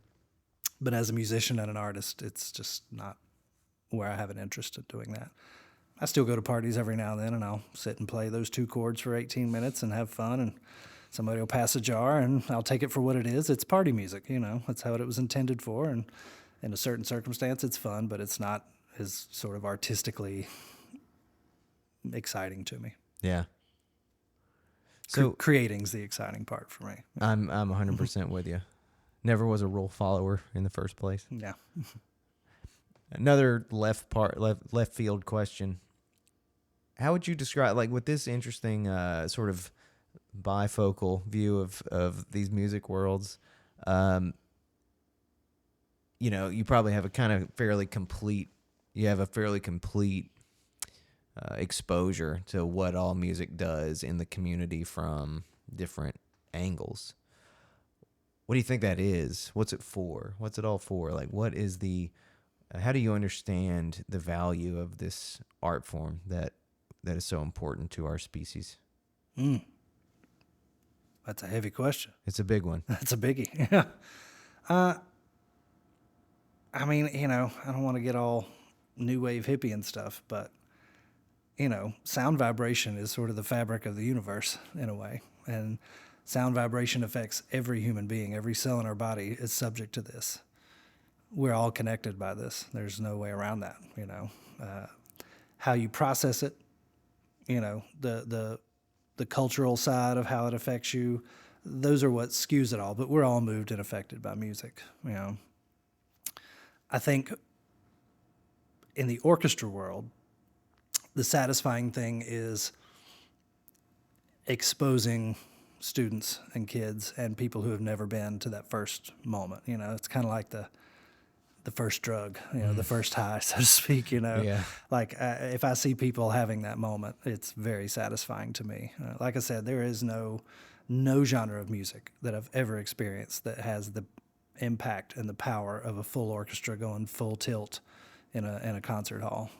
You feel that in every part of your body, and it's powerful, and it moves you, even if you don't like it. Like, even if you walked away and were like, that was boring or something, it still affected you. You still go home and it's in your head. And it's not like a melody in your head, like it would be at another type of music where you get a hook that keeps getting repeated and you get an earworm type of thing. It doesn't necessarily work that way.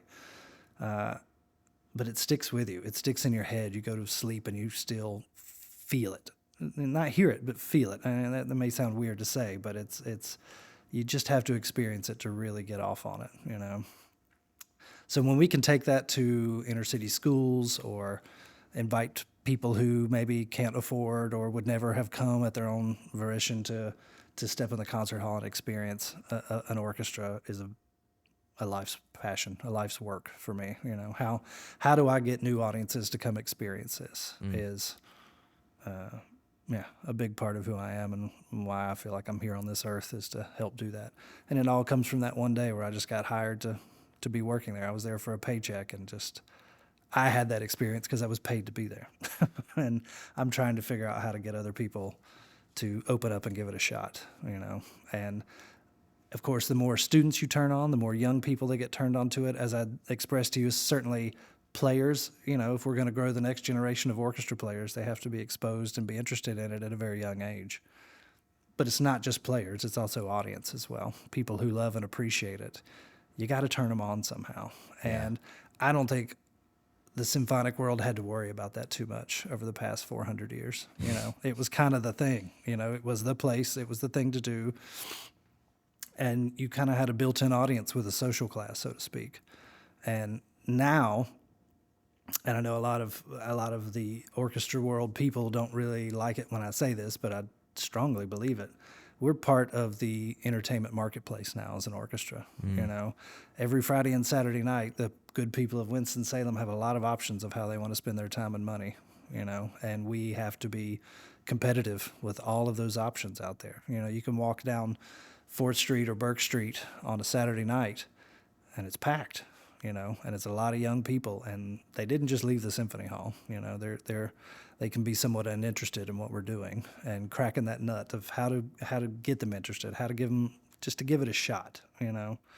Then it's up to the orchestra and the music director and all that to make sure it's a high quality product, that they really enjoyed it. But getting them in the door is really one of my life's works. I might have a similar sort of habitual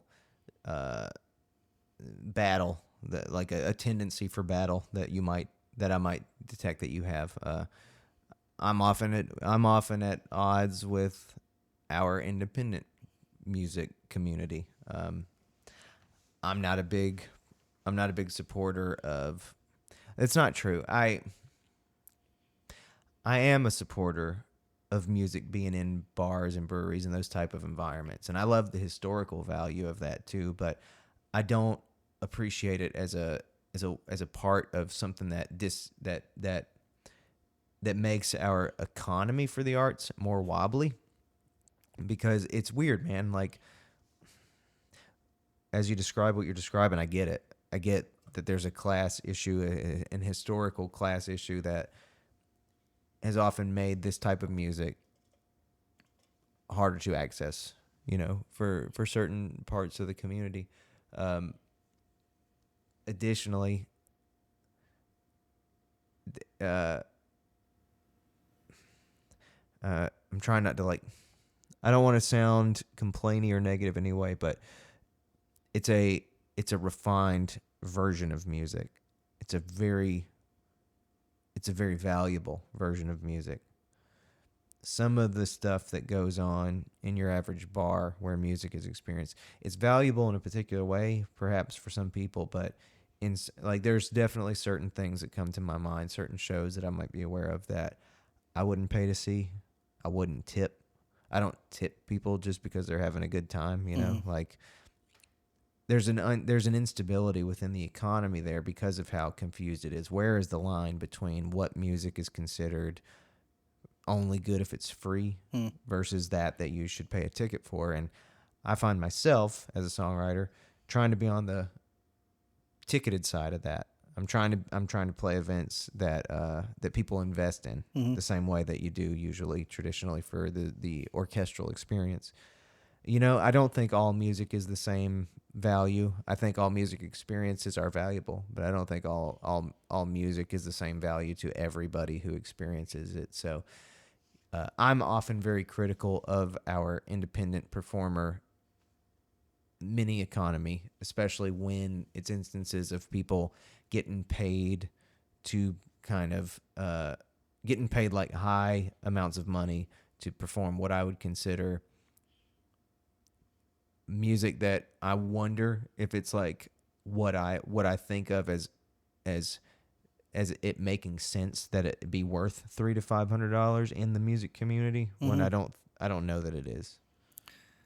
My guess is the promoter / bar owner, so it's whatever, really is thinking about it in much more straight driven economic terms. Is this band going to bring in enough people for me to make my quota at the bar? And Yeah. the quality of the music probably is very low on their list of deciding factors, you know. And I've Yeah. experienced that as a performing musician, as I'm sure you have, you know. I've played in bars full of people who really didn't care if I was there or not, especially playing original music. That's a hard venue to play in. Playing your songs in a room full of loud drunks Yeah. can be real hard to get through. But I've also played in theaters, you know, where everybody's seated and ticketed, where they get the little funny line that I put in there. You hear them laugh. That's an extremely satisfying thing. Yeah. But I've also played in bar bands that was real high energy rock and roll, and watching, you know, making 50 people who've had a couple get on the floor and shake it. I've really enjoyed that as well, you know. So I've just seen music connect with people in so many different ways. And I just went, I have a skewed view of music because of what I do for a living, because of how long I've been a part of it, because of my upbringing and my family, that maybe I'm not equipped to assess music in the same way the average person does, because I'm so invested in it. It's just the thing in my life and has been my entire life. I see large portions of the population where it's just a thing in their life. It's just a fun thing. They turn on the radio. They just don't have a hunger and a thirst and an investment in it the way you and I do. Yeah. And I've gotten to a point where I'm like, that's okay too. Well, the reason I brought this up is I was talking to Doug about this when I saw him recently, Doug Davis, and I just thought of it in passing, and I'll share it with you because I thought it was like, it is an interesting thought, at least. Like, there are hierarchies in all different industries. You know, there's hierarchies in basketball. There's hierarchies in lawn landscaping services. There's hierarchies in instrument building, in everything, you know? And there's hierarchy within this problem that I've put forward, like the concerts that bring in the most money, you know, the artists that make the most money versus those at the bottom of the barrel.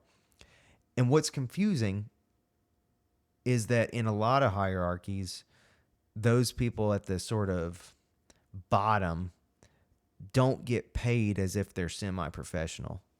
You know, like I go play basketball at the YMCA every week. I don't go there being like, well, hopefully like the Y will pay me a couple $100 to play basketball, because I'm doing the same job as a professional. Just, you know, there's just the people that happen to be here, you know, but they still get to watch me play basketball the same way that they watch LeBron James play basketball. We don't do that, but with amateur musicians in the bar scene, we kind of do that. Like, the only exception to that, I guess, is open mics or coffee shops. But once you get into the bar scene, that's straight up people getting paid to do the amateur like shows a lot of the time. And I don't think there's necessarily something wrong with that. It's just an interesting thing to notice, because I've seen posts, like there was a debate about this sort of among the independent musicians in Winston recently. People were kind of feeling like they were being criticized and they weren't being taken seriously. There was a lot of different emotions people were feeling. And I remember seeing a couple of these posts that were like, look, I'm just doing this for fun and to have a social outlet with my friends and all this stuff. And I stand by that completely. And that's what I think music in bars is best for, is like the community that can be formed around it. However, the fact is, I think economically, it's still very confusing that we're building more and more reasons, opportunities for people to experience art passively and freely without any investment in it. And the higher up you go in sort of what we might consider sophistication within the arts, the less acceptable that is. Like, you have to pay to see an orchestra. You have to pay to see Gillian Welsh. You have to pay to see songwriters that you really love, usually. And automatically paying people, you know, to play at a bar where people don't have to sort of invest in that. I just think economically, it's kind of a confusing thing, I guess is all I'm saying. It doesn't reward the artistic process. Yeah. It like that, you know, like if you're creating and writing and doing your thing, that's not necessarily to your advantage at all to play bars, you know. Yeah. You know, they want to hear wagon wheel. or something like that, And so people love it and want to play that stuff, and I've had a person throw $100 bill at me to play it before, and it felt icky. But did you do it? I did it, yeah. Yeah. But I won't do it again. I hope I don't sound like I'm complaining. No, by no, the no, way. no, no. I totally know what you're talking about. I've as a songwriter of a band in Raleigh for years called the Shucks, which is probably the most successful and the longest tenured band I was ever in. We were a dance band, kind of a honky tonk band, but I wrote all the songs, and none of the lyrical stuff got through at all to anybody. It was all about the groove and to get them dancing. And Yeah. I had to make my peace with that. That's just what this is. When we record or if we play a smaller venue, maybe people are invest in the artistic side of this. But right now, they just want to drink beer and dance. Yeah. And I think drinking beer and dancing is cool, man. And it's just, I think what I'm kind of saying is 10 years ago, 10, 12 years ago, the conversation among me and my musician friends was like, I wonder if we should try to be like some of these cities that have musician like unions and insist that we get paid a certain amount to like work, And I think I've changed my tune on that for our community. I feel like what would make more sense is either fewer bars having music, and this is more like an opinion based on how things worked like 5 years ago, because I really don't know what stuff is like post COVID, but yeah. I think the imbalance is there's more free music than there is like affordable music, and I think we're missing like 100-person clubs or 250 cap clubs. So that middle ground, like a $10 music night, is I feel like what we're missing. And with that not being a part of our local economy, I feel like we need less bar music and free music. In other words, I think that bars shouldn't be paying people as much to play their like 3-hour sets, and like I think we could have less music, I guess, if we're not going to have a balance to where the economy for music looks more normal. Then I think less music might be a better option. I get that. There's a lot of options here of a bar that has music rather than a venue that you intently go to see the music. Exactly. And there happens to be a bar in the back as well, but you're there for the music. Yep. It's true. When I lived in Raleigh, I used to come to Richard and Kim's bar all the time and get to play. And when Richard would bring us up from Raleigh, and I loved that place. That was a great venue. Yeah. Yeah. Yeah. I'm just, I guess I'm just like spitballing what is my imagination for what I think would be the ideal situation that we'd find ourselves in right now. That is not to say that if I was a dictator that I would like take anybody's right to have bands away. But Yeah. in other words, yeah, we're just oversaturated with like everyman music, but we don't really have a lot of performance space for the stuff that we're talking about. Yes, I'll agree with that, and I'll even say that does go into the symphonic world as well. We've got 2 venues in this town that we can fit into, and no offense to those nice people that run them or the facilities themselves, but they're both pretty subpar, and they got a lot of issues with it that make it hard for an audience to come see it. I think all performing musicians need to make it easy for your audience. You don't want them to have to work really hard to come see what you're doing. Yeah. And purposeful spaces, that are made for music, not just for drinking with music on the side. Yeah. I hope we're growing to that. I hope our city's doing that. But there is a flood, and we feel it in the symphonic world, the operas and the ballets, that we all feel it too. There's so many things to do for a city of 250,000 people that it kind of cuts everybody else a little bit, because it's flooded, because there's so much going on. We feel that all the time. We've started moving out of months now of doing symphony concerts where there's just so much going on in town that it's just an impossible competition. People are just like, there's on any Saturday night in October, there's 4 or 5 different things going on that they would be interested in seeing, and they got to make a choice. And we can all sort of be stepping on each other, so to speak, and cutting our audiences and forcing them into a choice that with maybe a little more planning or a little more options, they could have all of it instead of having to make that choice. Well, I mean, what you're saying to me is a really good example of why I don't like the practice of the arts being free. That's what I mean, that's why I kind of wish that, you know, maybe the breweries or bars or whatever might think about the impact they're having on spaces that like rely on ticket sales, because when there is a lot going on and when it's St. Patty's Day or whatever, and like people want to get bands, there's a place in town that specializes in music. There's a couple places in town that specialize in providing sort of curated music. And then there's places that just say, we could add to the ambiance, the free ambiance that we already have, that is already a draw that people come here for. We could add to that by like sticking a band in the corner, and that would be fun, and they'll get to experience it for free.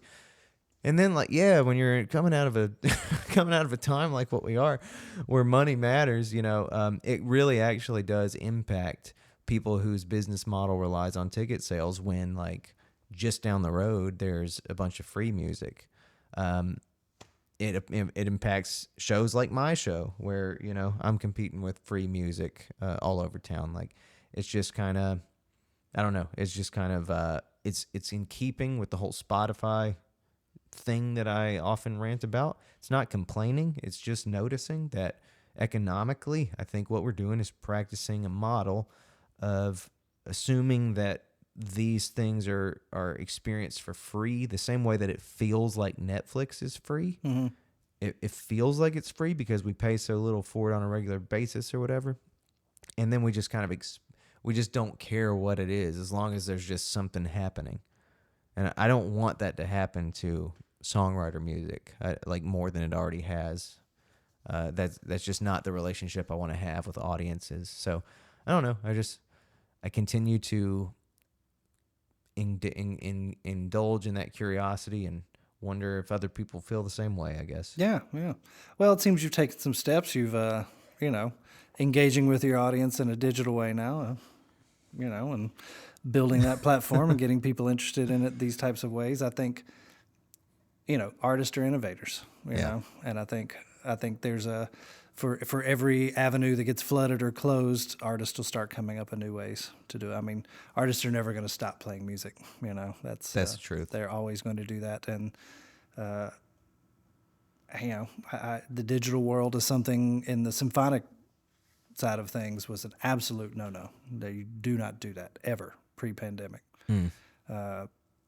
All kind of stuff in contracts. You just, you do not videotape orchestras. That was just a rule my entire career until the pandemic. And then, we had to sit down as an orchestra and go, who knows how to do online video content, and not one hand went up, So we had to learn how to do it. Similar, I'm sure, how you had to. And we had to learn how to do it in front of an audience. We tried live streaming the first concerts with no audience, and it just went terrible. Video stream crashes, realizing that the dark yellow looking acoustic shell behind the orchestra looked terrible on film, just total novices, and having to learn to do this, and asking people to help support us so we could stay alive, through the pandemic, and giving some really poor quality product. Yep. So we had a real revolution as far as learning how to get better each time we did it. And, for us in our industry, that change comes really slow. This is the fastest and most groundbreaking change I've ever seen, or has possibly ever happened in what we do, is that now everybody videotapes everything and puts it all out there online for consumption. It's changed orchestra world forever, for better or worse. TBD still, I think, I mean, for me, part of what I love about going to see an orchestra concert is there's no screens, there's no devices, I am for, 2 hours just sitting quietly, focusing on music, developing active listening skills, on how to stay focused and in the music for long periods of time. Where else in your daily life do you get to have that? Just a quiet 2 hours, unless you create it for yourself at home, it's not accessible. And even in your home, it's still through a device, you know. To sit and watch quietly with total focus for 2 hours, 70 plus musicians play this incredible music. It's a wholly unique experience. And I understand we have to do the digital content stuff. It's a part of moving forward for all symphonies, I think. But, you know, I do it with a little bit of regret because part of what I loved about it is the opposite side of that, the real experience in the room, you know. It does not translate to video, in my opinion. It still could be a great product, and a lot of people really enjoy it. But for me, I got to sit in the room. I got to feel that, you know, got to feel that bass section really lean into those low notes and sort of rattle your innards a bit. That's a tactile experience that you just can't replicate over a device. Well, I have yet to experience that truly, but let's fix that. I intend to, because in my mind I absolutely feel the same way. I feel like this institution, it's one of those things that I guess I've let myself not be aware of, because maybe I'm thinking more. Maybe I've been thinking more about my own little worlds or whatever. But anyway, it's something that in my mind I do think is super important to our community and to the humanities, and so I see what you're putting. I see what you're describing. I'm picking up what you're putting down. Yeah. And I hope too. I really appreciate this message that you've kind of described with the intention you have for it to be a community, a thing that belongs to the community, that reflects the community, that consists of the community whenever possible. Mm-hmm. So I just appreciate, getting to hear your perspective about all that a lot. I look forward to experiencing it myself. Yeah. I think if any person, well, first off, if you play music, you have to try an orchestra out once, at least to see it, because you obviously have a love and a connection to music enough to have learned how to play it that you should experience how these folks do it, you know. Doesn't mean it's your thing or you love it, but you owe it to yourself at least once to try it. But I would also expand that to anybody who ever has had music, you know, give you the chills, you know. If you've ever had that sort of emotional reaction, or if you ever cried over a lyric or a musical piece, you should also give orchestra a try once, you know, because it's just a unique way of experiencing music that if you didn't grow up around it, or you haven't been adventurous to give it a try, or if you've been turned off by any of those social constructs around it and stuff like that, those things are all coming down. That's all changing now, and it's for everybody, and we're intentionally making it for everybody. And it doesn't mean every concert's for you, you know. I mean, like this past REM show that we just did, you know, as soon as we broke into the rock band concerto, I saw several octogenarians stand up and walk out, you know, and going, that's just too loud. That's just not for me. That's okay. You know, we've got you covered next week. You know, the thing that you love, we're still going to do that. You know, we're never going to stray away from the tradition and stuff, but we're going to broaden it to everybody in our community and try to serve all musical taste as best we can. You know, I mean, there's hip hop symphonic stuff going on right now too. It can jump all over the place. Mm-hmm. Well, I love it. Well, I mean, I think that everything you just laid out is probably the note to end on, as musical as that sounds. Travis, I've enjoyed the opportunity to get to learn about your perspective and about all this, about your band and about your role at the Winston-Salem Symphony. And I just appreciate you, because this is such a independent little thing that you could have easily been like, this is not important. You could have not come on the podcast or whatever, because whatever. I'm really just appreciative and glad that you decided to come on here. I'm thrilled that you asked me. It's great to come out and do this. And I mean, you never have to twist my arm too hard to talk about music, you know, on whatever platform it is. But, you know, you're a musician and part of Winston-Salem and doing good work here. And what you're doing here on this podcast is doing good work and really uplifting the artistic and musical community of Winston. I'm thrilled to be a part of it. I really appreciate you saying that. That's what I'm trying to do. Sure. So, yeah. Well, it's all about this, about more and more community and connection and conversation. So, I'm glad that you're able to be a part of it. Yeah, it was great. Thank you. Awesome. Well, I guess that'll sum us up for the day. So thank you again. And until next time, I guess that's it. Yeah. Come see a show with us soon. All right. See ya.